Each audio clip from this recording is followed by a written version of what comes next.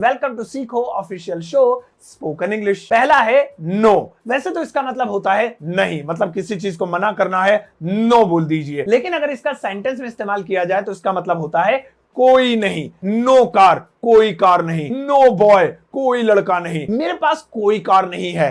I have no car। दूसरा है not. ये सेंटेंस को नेगेटिव बनाने के काम आता है। नॉट का हिंदी में मतलब होता है नहीं, मैं नहीं जाऊंगा। I will not go। अगला है नेवर। ये भी नो के परिवार का है। नेवर का हिंदी में मतलब होता है कभी नहीं। मैंने लाल किला कभी नहीं देखा है। I never have seen the Red Fort। मैं वहां कभी नहीं जाऊंगा।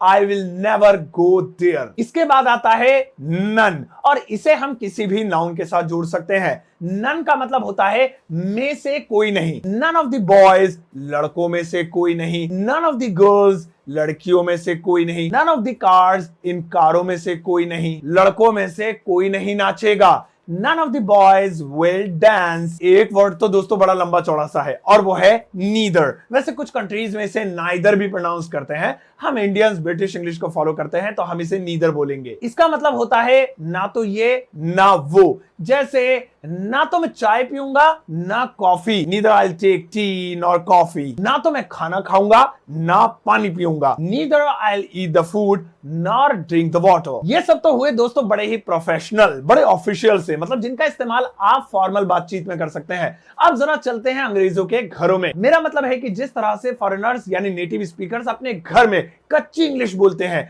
वो किन शब्दों का प्रयोग करते हैं नो की फैमिली में, वो जानते हैं। पहला है हेल नो। इसका हिंदी में मतलब है बिल्कुल भी नहीं। जैसे किसी ने मुझसे कहा सर कल पार्टी में जाओगे? मेरा बिल्कुल भी मन नहीं है। और मैंने कहा बिल्कुल भी नहीं, किसी कीमत पर नहीं। तो इंग्लिश में कहूंगा हेल नो। दूसरा है ना। ये सोशल मीडिया पर ज्यादा इस्तेमाल होता है, खासतौर पे लड़कियों के द्वारा। इसका हिंदी में मतलब है नहीं ना।